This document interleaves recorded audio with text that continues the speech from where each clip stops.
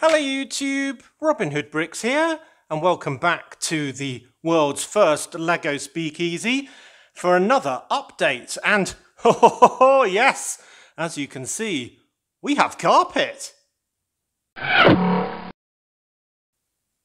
Yes, well, it was second time lucky with the carpet, as I mentioned in my other videos last week. The first attempt at this was a failure because essentially they brought the wrong size of carpet, having measured it correctly, then typed it in incorrectly. So you had a great big gap all along the back there. Well, would have done if I'd let them install it. So yeah, second time lucky. It's all in and it is a great big expansive grey. And the thinking behind that was to kind of hide all of the table legs and so on that will be in this black colour, kind of into the carpet so you don't really notice it as much, and everything else just pops against that blue of the walls. So it is very nice underfoot, and I'm enjoying it in bare feet. So there is a foot reveal, a first for the channel. And I have another surprise as well, and that is something that a couple of people suggested actually, but did they come up with it or did I? Well, I came up with it first, and it is this. A real-life tread plate.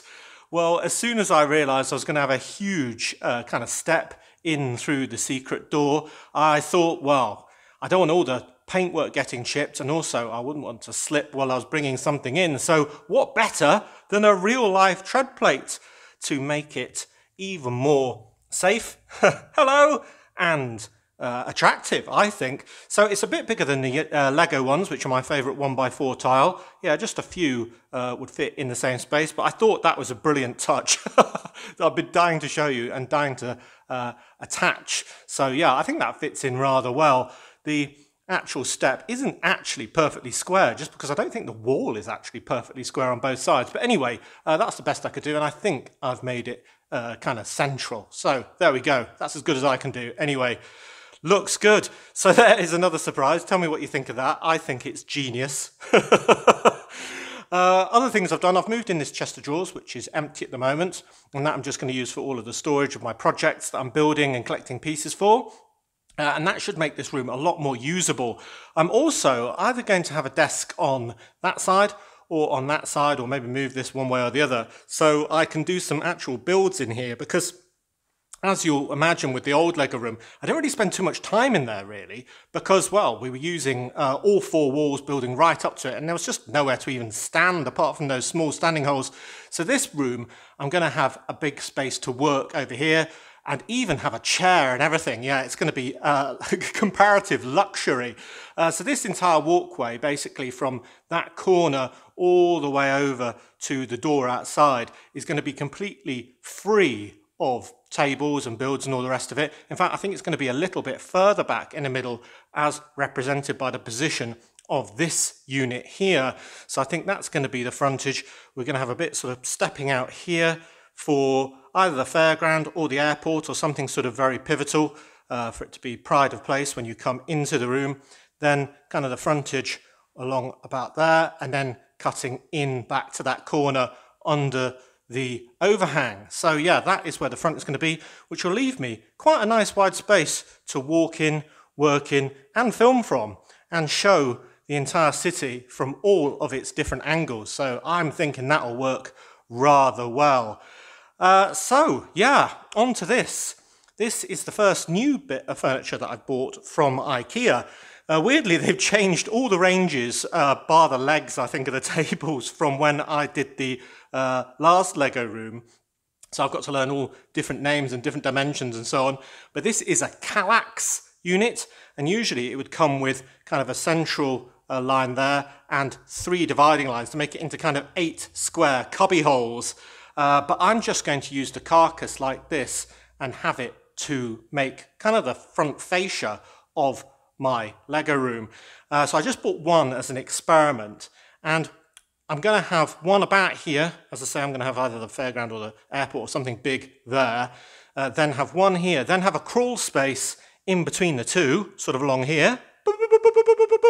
And then I'm going to have another one of these over to the right. Now, the thinking of this is to make really good use of the fact that we can see the city from this angle across its whole length, and not to want to show off all of the legs that are going to be holding up all the different levels of my city, because, you know, I don't like to have everything flat.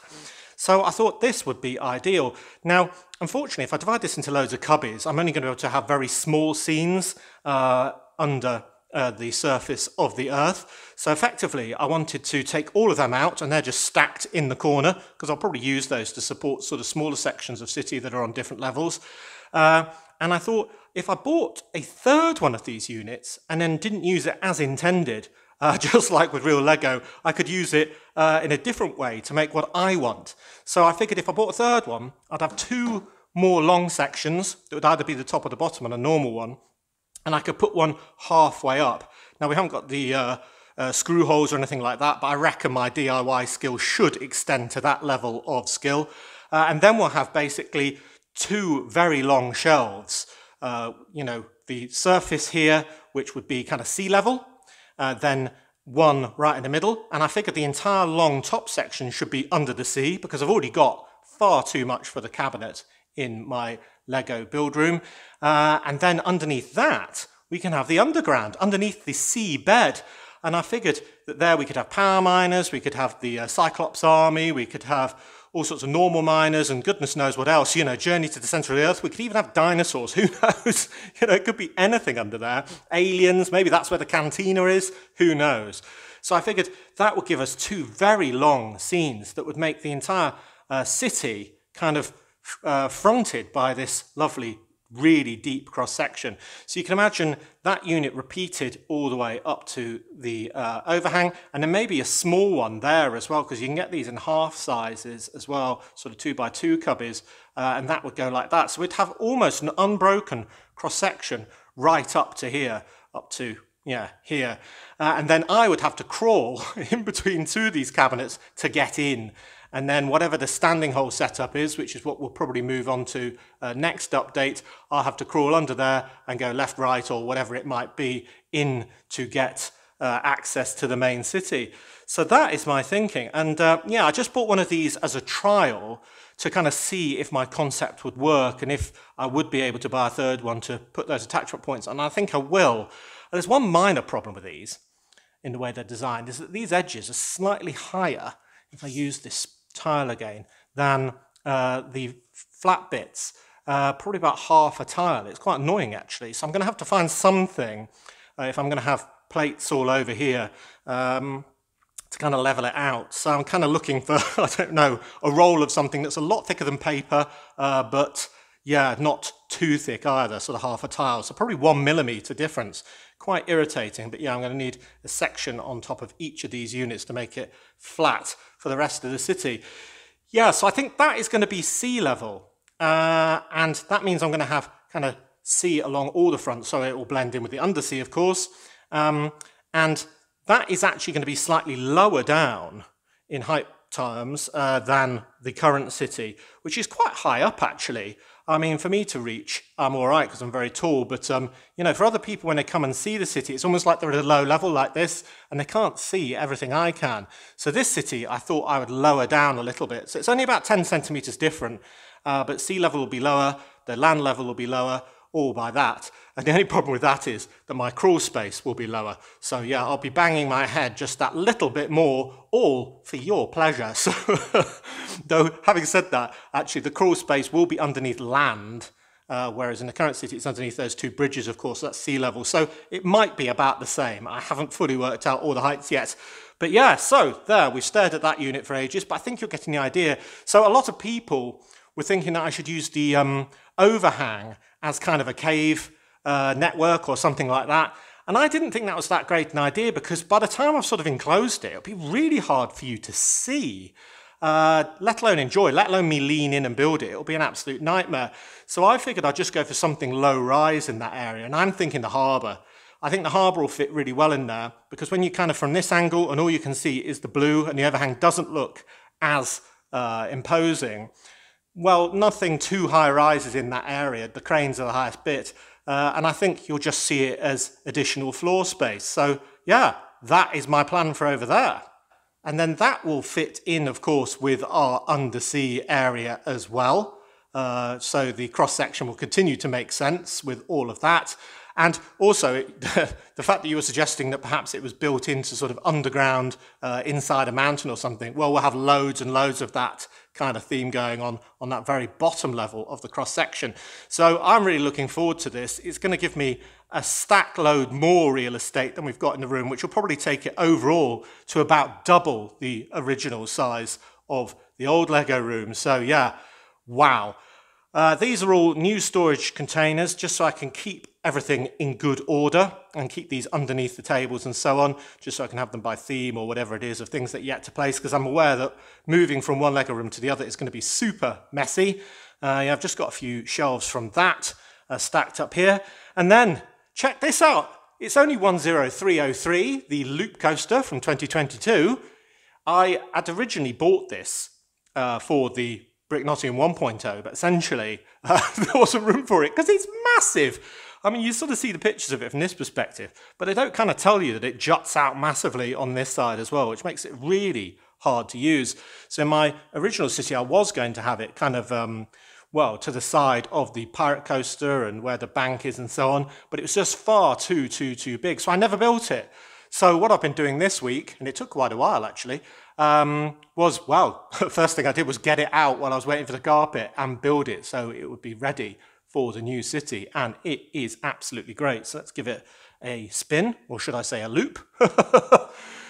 You've seen this a million times perhaps on other channels, but it's still exciting to me. Every time I walk past it, I give it a quick go.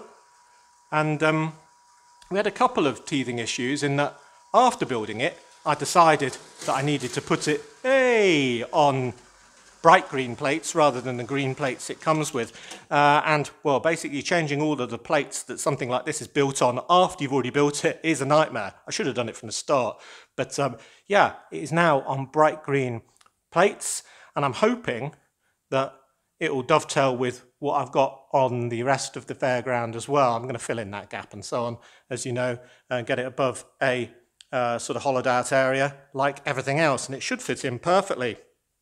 But it is a beautiful coaster, and I'm thinking whether the fairground is over there against that wall or over here against this wall. I'll have the big old tower up against the wall so it's not too ugly, pointing into the room as we've got it here. So if you're sort of on this side, you see the double loop, and if you're on this side, you see the double loop as well. So yeah, that is really bright and fantastic looking. Very, very big. I was surprised how big it was. It is so tall. It is so hard to carry. That's why it's on the board. This board is actually the board we did our 3 Blues paint test on. So yeah, it's had another use. Anyway, that is all of my update, I think, for the room this week. I'm happy that this has worked and that I'm going to go ahead. Need an idea. If you can think of anything that comes in rolls that's 1 millimeter deep, that would be really good to know. But I think the highlight of this week is the biggest tread plate in my collection, the real life one. That just looks absolutely great. So yeah, it's made it even better than the lovely carpet. Soft underfoot. So as always, thank you very much for watching. It is appreciated. Do remember to like, comment and subscribe for more awesome Lego videos. And if you value this channel, there are many ways in which you can support it. Do check out the links in the description below. And next time on Robin Hood Bricks, we'll be having a haul on Brick Hall O'Clock channel. And then hopefully I'll get a build done this week, or maybe we'll do what will be the final hurrah of the old city, Brick Nottingham 1.0, which will be a full tour, because it seems a real shame to take apart that city and start bringing it down here without giving the other one a very fond farewell. So I think that is probably what I'm going to try and do either for next Monday or for this Friday. We will see. But whatever we get up to, I'm sure we'll have great fun, like these guys. So until then, see you. What a set.